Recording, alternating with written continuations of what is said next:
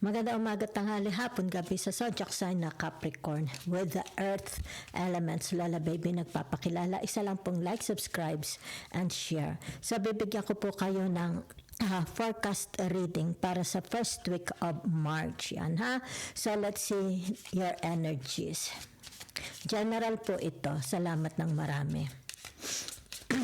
So your first energy, narito ang tinatawag na beauty, di ba? So ibig sabihin nito magkakaroon ng tinatawag expansion, prosperity. Yan na, it's like igagawad sa inyo ang tinatawag na corona. Okay? Maaaring sa pagandahan, mananalo kayo, di ba? Saan man itong area sa buhay nyo, sa trabaho man ito, sa career ninyo, 'di ba? O kaya kahit sa personal life ninyo, 'di ba?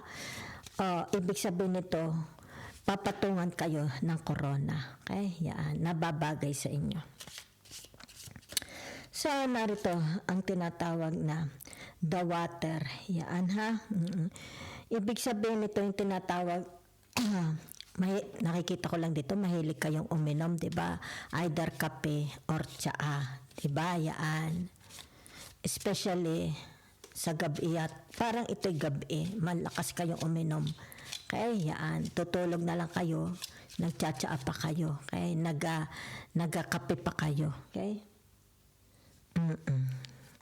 Yan ha. Yan lang po ang nakikita ko. Mahilig uminom. Yan ha. So narito ang tinatawag na the family. Yan ha. There is a love and pleasure. Yan ha. So, maaari ito tinatawag merong additional member of the family. Okay? Yan, nakikita dito. O maaaring sabihin natin merong wealth, di ba? Merong darating na swerte sa inyo. Okay? Karagdagan. Yan, may win-wins. Pwedeng sabihin na natin baka ito'y apo, di ba? O pwede ito yung tinatawag kaperahan, financial windfalls. Okay? So meron dito tinatawag Libra. It has something to do about relationship, di ba? Kung ano man ito. Maaaring papasok kayo sa tinatawag na kontrata, relationship. Ibig sabihin para black and white. Maaaring contract, di ba? Marriage, hanap buhay, di ba? Yan, trabaho, kaperahan. O sabihin na natin between, kung ano ito, it's between you and them. Papasok kayo, okay? May pirmahan. May kontrata, di ba? Maaaring kontrata sa bahay, kontrata sa bangko, kontrata sa trabaho, di ba? Kontrata sa marriage, di ba? License, di ba? So nakikita dito yung tinatawag na it's about your yan, no? Magagaling ang kamay ninyo, ha? Maaaring sabihin na nating more on it's like very very expressive kayo, okay? Kasi maaring sabihin na nating artistic, di ba? Maaring ito'y profession nyo, trabaho ninyo, di ba? Yan. Maaring mananahi kayo, maybe you're an author, di ba? Yan. Kung saan kayo nag-excel, pinakikita dito yung inyong tinatawag kamay. Most of the time, puro kamay at saka isip ang gumagana sa inyo. Di ba? It's like tinatawag, kung ano yung nai-inspired ka, nakikita mo sa iyong pag-iisip, ginagamit mo ang kamay mo. Di ba? Para ito is maisabuhay, magmaterial. Di ba? Yan o. Maybe you're a tailor, mananahi. Di ba? O halimbawa, sabihin na natin, kung ano man yan, ha? So ito yung tinatawag craftsmanship, handicraft, di ba? Ito yung tinatawag na pinakukunan mo ng iyong pagkakakitaan, di ba? Maybe at home, di ba? Maaring meron kang negosyo sa bahay mo. Yan, ha? Okay. So tingnan natin, ha? Sandalit, arin napahalo na din, your other energies. Yan, ha? Arin napahalo na din, Okay. Magagaling ang inyong kamay, okay? Tsaka ang inyong pag-iisip, matalino, okay? It's like nakakapag-produce kayo ng obra maestra, kahanga-hanga, okay? So, kaya siguro dito, ibig sabihin ito, i-recognize kayo. So, maaaring dito kaya kayo mahilig uminom ng kape o tsaa para dito yung tinatawag na ma-inspired lalo kayo. Diba habang nag-iisip kayo, siguro madalas kayong uminom ng kape o tsaa. So, ibig sabihin nito, merong tinatawag increase gains, okay, sa pagkakakitaan. Okay? Baka naman ito yung tinatawag maternity dress kasi madadagdagan ng anak, di ba? So, ibig sabihin nito yung tinatawag, it's about your relationship to others, di ba? It's like, meron kayong commitment, di ba? It's about your commitment. So, narito ang tinatawag na, sorrows, di ba?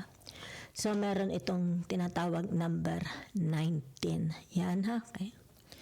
So, ano man ito, it's like tinatawag magkakaroon ng losses, di ba? Maaring sabihin na nating mayroong condolence, may mamamatay, ipagpalayo, huwag ipagpalapit, di ba? Maaring ito'y sa pamilya mo, o kaya sabihin na nating a-attend ka ng isang funeral, di ba? Funeral rituals, baka may namatay, so naroon kayo, di ba? Yan, a-attend kayo. Okay. So, nakikita dito, may nagbabadya, okay? Mayroong number 6, yan ha. May nagbabadyang problema. Yan ha. So, narito ang tinatawag na reservoir on kado. Yan ha. Ito yung, anong number ito? May number 17, okay? So, ang nakikita ko dito is, sandali ha, it's more about the group, okay? Group of people. Yan ha. Maaring family, maaring sa kapamilya, di ba? Yan. Merong, sandali lang ha. It's like tinatawag, special ka sa kanilang puso. Yan ha. Kasi number 17, special ka sa kanilang puso. So, meron silang ibibigay sa inyo, di ba? Merong matatanggap kayo. Maaring sa birthday ninyo, di ba? O may magre-regalo sa inyo, okay? O yung tinatawag, it's like araw-araw is Pasko. Kung sino man itong magbibigay na ito, di ba? Maaring ikaw, magbibigay ka, di ba? Kumbaga, special sa iyo ang tao na yon. Yan ha? Okay? Tinatawag na hindi sila kuripot, hindi sila, ito yung tinatawag pagbibigayan, okay? Yan. Mabigay. Meron bang, it's like itong taong ito, pinapamper siya ng regalo. May nagpapamper sa kanya ng regalo. Espesyal siya okay? Kung sino man yan. Espesyal siya, okay? So, pinapamper, it's like palagi siya nakakatanggap ng regalo. Diba? Kahit hindi Pasko.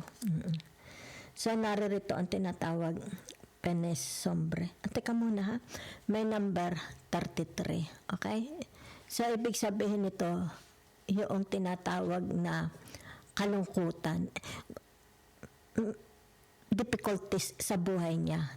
It's like, parang hindi niya kayang harapin, hindi niya kayang i-resolve, okay? So, ibig sabihin nito yung tinatawag na maaring gusto na niyang magpakamatay, mag-suicide, okay? Tumawag kayo sa pagkagayaan, huwag niyong iiwan kung sino man ito. Pero nagbabadya, okay? Gusto na niyang tapusin ang buhay niya. Hindi niya kaya, okay?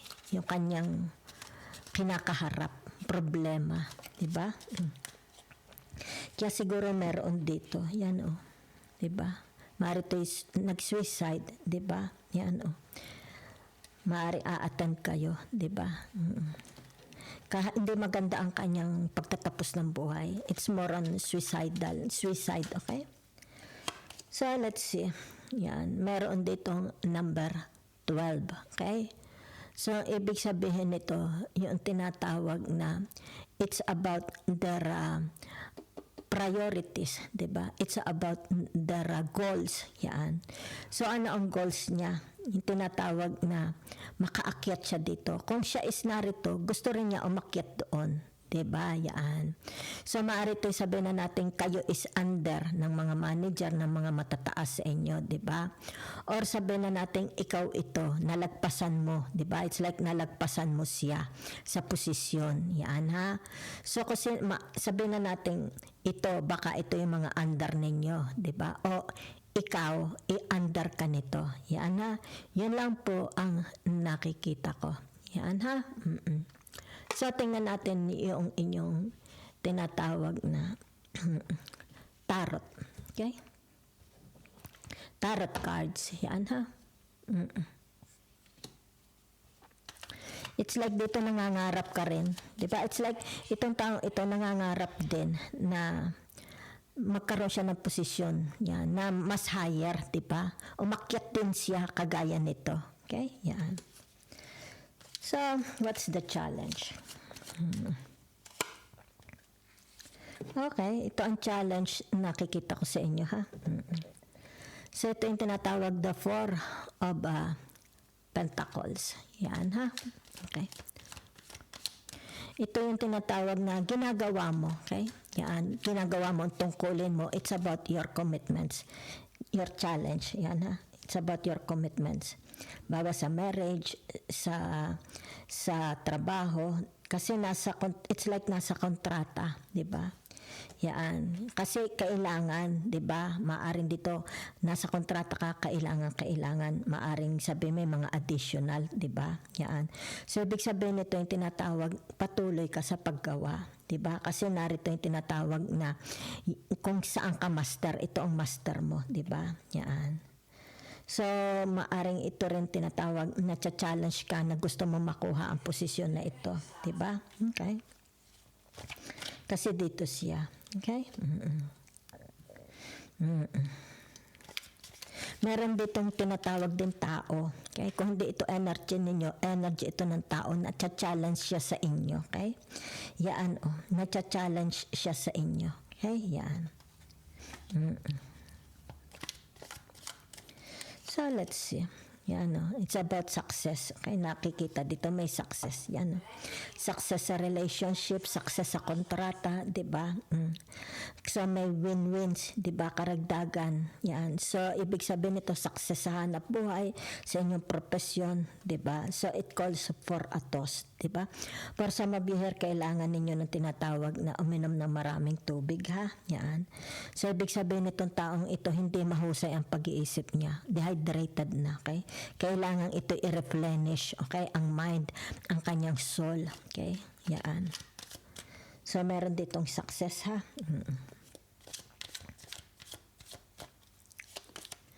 So, ibig sabihin itong tinatawag the Page of Pentacles, yan.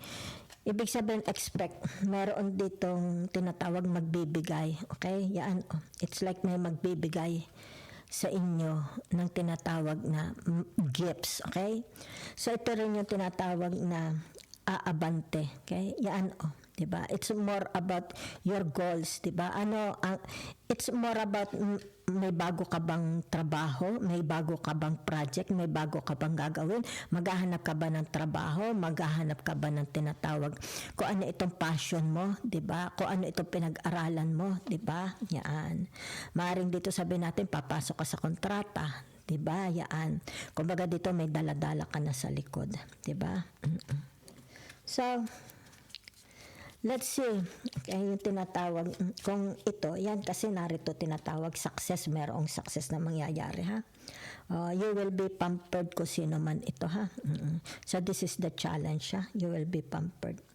So, let's see, tinatawag na your future. Yan. It's about your future. Kung ito yung tinatawag future mo, maybe meron kayong gustong puntahan, diba?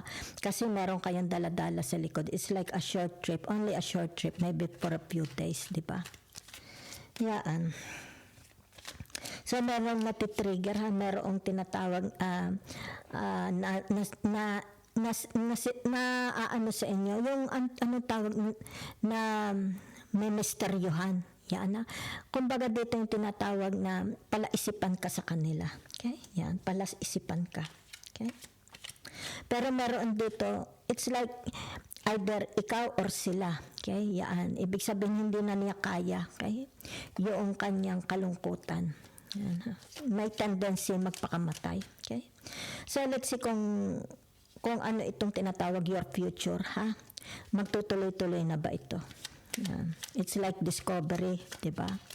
Okay, tinatawag na studies, di ba? There is, big sabihin ito, pasamantala lang, hindi ito magtatagal. There is a travel or a short trip, okay? So, tuloy-tuloy na po ito, okay? Yan. Kung ito magustuhan niya, kung saan man siya papunta, diba? So, ibig sabihin nito, yung tinatawag, narito pa lang siya, diba? So, ibig sabihin nito, yung tinatawag, kung siya aalis, yan, dire-diretso na ito. Yan, ha? Yan. So, there is, it's about your future, diba? Yan. So, for some of you here, planning for your future, diba? Yan. So, ibig sabihin nito, yung tinatawag na, there is a possibility, magbago, tuloy-tuloy na. It's more about pagbabago. Yan, ha?